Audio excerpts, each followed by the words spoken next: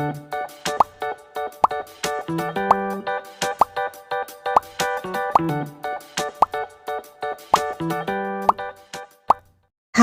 Assalamualaikum. Selamat datang di Nawasana Channel. Hari ini saya akan melanjutkan membacakan novel yang berjudul Terpaksa Menikahi Bad Boy, bab 83. Jangan lupa di like, komen, dan subscribe ya. Selamat menikmati. Hati-hati panas, Neng. Beija sangat khawatir saat Shanum hendak membawakan mangkuk berisi sup panas ke meja makan. Tenang aja, Bi. Aman kok, tukar Shanum. Sejak tadi dia bergabung di dapur dengan para ART untuk menyiapkan sarapan. Dengan mudah, Shanum berbaur dengan para ART itu. Dengan mudah pula, Shanum disenangi oleh mereka.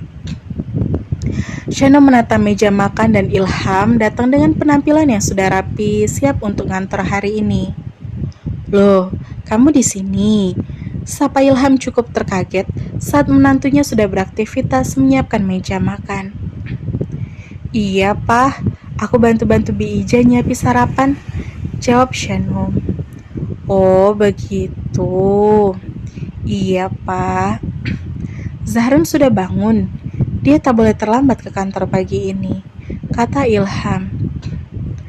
Duh, belum tahu. Tadi sih setelah sholat subuh Bang Zai emang tidur lagi.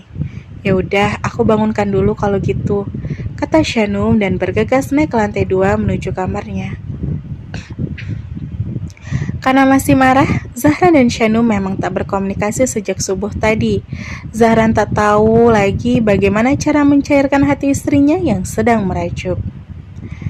Ilham terpanah lagi. Zahran sudah membiasakan untuk sholat subuh.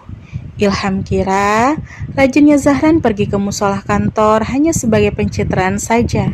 Ternyata putranya itu memang sudah mulai rajin sholat.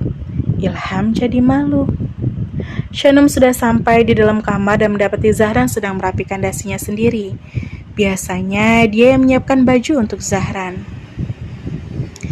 Kirain belum bangun, kata Shanum masih bersikap dingin.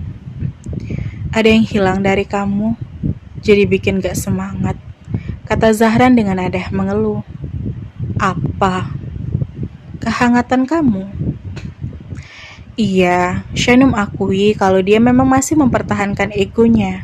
Walaupun semalaman Zahran berusaha meminta maaf, tapi Shanum belum menerima 100%. Momen saat Zahran menenangkan Melisa masih membuat hatinya panas. Ya udah, aku maafin abang dengan syarat abang menjaga tangan abang dari seseorang yang bukan mahram abang lagi, kata Shanum mengalah lalu berjalan mendekat dan pada akhirnya mau melayani Zahran lagi. Shanum merapikan dasi Zahran tapi masih dengan ekspresi yang datar, tanpa seulas senyum sedikit pun. Beneran udah dimaafi? Tanya Zahran. Iya. Gak meyakinkan. Kalau Zahran, apa lagi? Wajahnya masih masam.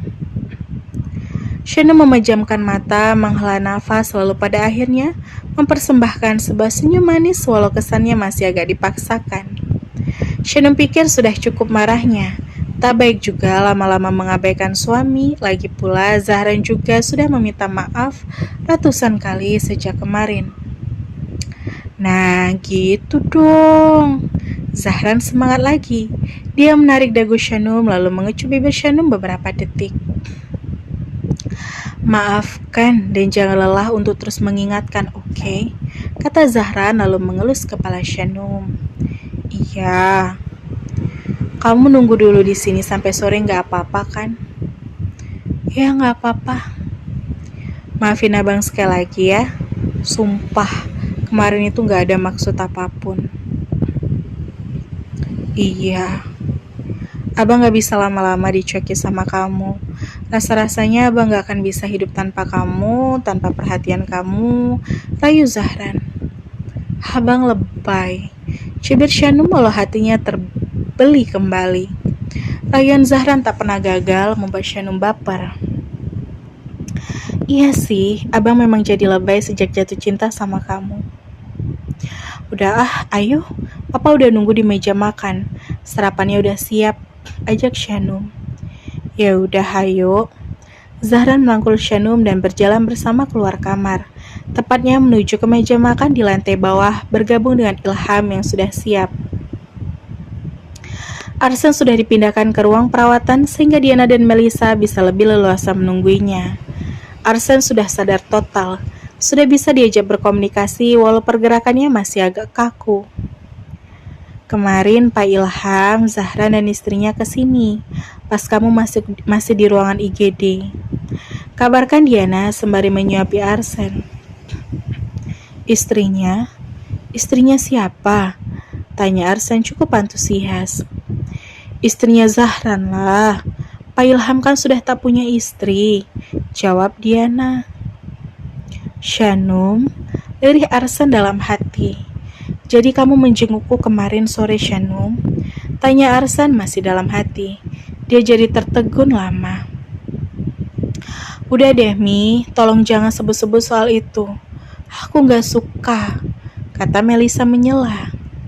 Sebut-sebut soal Shanum maksudnya? Tanya Diana. Dih, Mami, malah diperjelas, gerutu Melissa.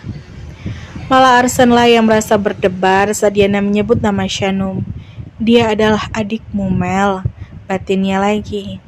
Hanya bisa membatin tanpa mampu bersuara. Kamu jauh lebih baik dari segi apapun, Mel. Move on lah. Yang pantas buat Zahran itu dia. Dia nih yang pantas buat kamu, pastinya harus yang jauh lebih baik daripada Zahran, kata Diana masih setia menyuapi Arsen. Sudah aku sudah kenyang, kata Arsen pada Diana. Baru 3 suap loh, suapan kecil pula, kata Diana. Rahangku masih sakit, belum bisa digerakkan dengan sempurna, dalih Arsen. Padahal dia kehilangan nafsu makannya karena jadi kepikiran Shanum. Papi, itu bubur loh, gak perlu dikunyah.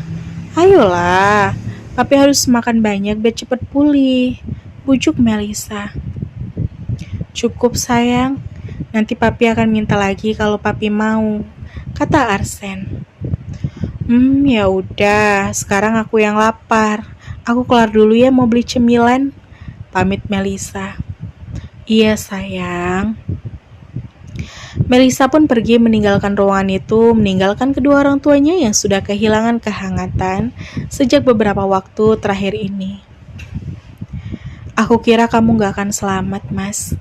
Aku kira rahasia kamu akan tetap tersimpan dan terkubur bersama dengan jasad kamu, kata Diana dengan sinis. Hanya di hadapan Melissa saja Diana mencoba tetap bersikap baik pada Arsen. Aku mohon lupakan, Di. Lupakan soal itu. Semuanya sudah lewat, pinta Arsen. Tapi beberapa waktu lalu, aku lihat kamu pergi ke sebuah tempat setelah aku telusuri. Ternyata kamu mengunjungi rumah seorang mantan mucikari. Apa itu ada hubungannya dengan orang yang ada dalam foto itu? Arsen tercekat. Apa yang Diana katakan? Jadi selama ini Diana mengawasinya. Aku gak tahu pasti apa yang kamu perbincangkan di dalam rumah mucikari itu. Sayangnya aku belum bisa mengorek sampai ke inti rahasia masa lalumu itu.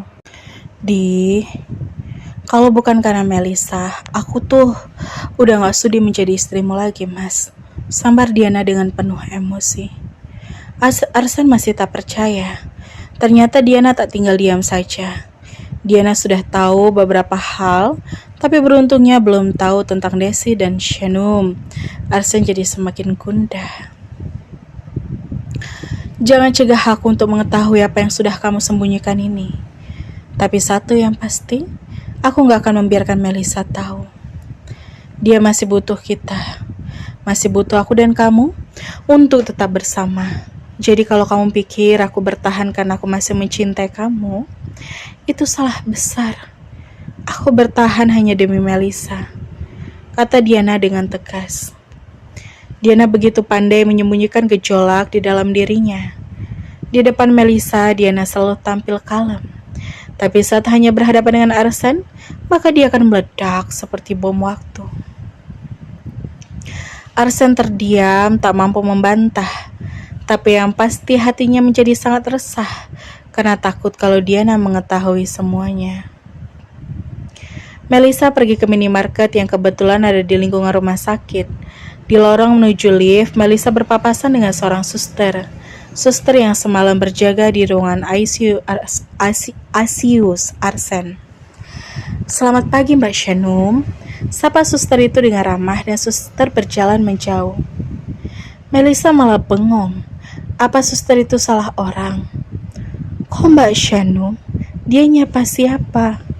Gumam Melissa keheranan, lalu tengok kanan kiri dan tak ada siapapun di belakangnya.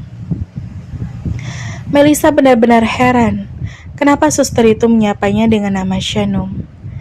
Jawabannya adalah sang suster sudah terlanjur menduga kalau Melissa adalah Shanum, karena nama yang disebut oleh Arsen sebelum sadar semalam adalah nama itu. Ngaco banget deh suster itu, kata Melissa hanya geleng-geleng kepala, lalu melanjutkan langkahnya. Dan bersembung sampai ketemu di bab selanjutnya ya. Wassalamualaikum.